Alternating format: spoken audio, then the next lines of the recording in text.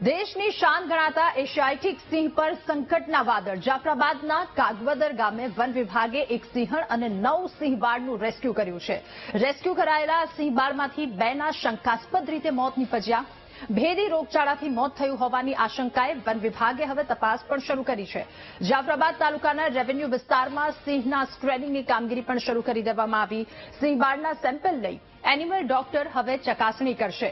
ત્યારે 2 જેટલા સિંહ બાળના મૃત્યુ થયા। ત્યારબાદ વન વિભાગ દ્વારા કાર્યવાહી કરવામાં આવી છે।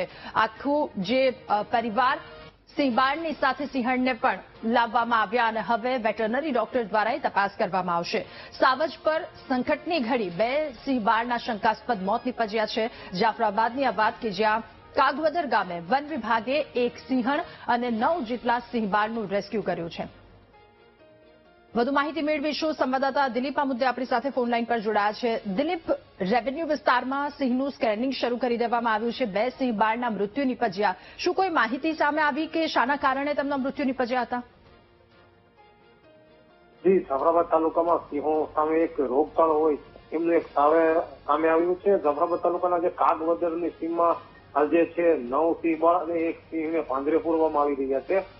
જેમાં સિંહ બાળની હાલત છે નાજુક છે। 2 સિંહ બાળ છે એમના મોત થયાની શંકા ઉપજાઈ રહી છે। ત્યારે સિંહ બાળમાં કોઈ ભેદી રોગચાળાની હાલ આશંકા સામે આવી છે।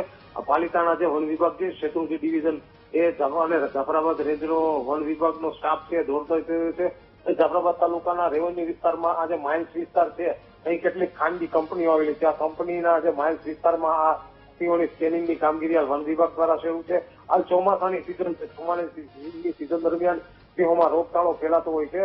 સિંહોને રોગચાળા ફેલાવા દરમિયાન અહીં સિંહોના આંશિક મોત થયા છે અને અમુક જે સિંહો છે એને પાંજરે પૂરવા વન વિભાગ દોડતું થયું છે। ત્યારે આ સિંહોના જે રહસ્યમય મોત અંગે વન વિભાગે સેમ્પલો લીધા છે અને વેરિફિકેશન માટે મોકલ્યા છે। જી દિલીપ, આભાર આપનો વિગતો સાથે જોડાવા બદલ।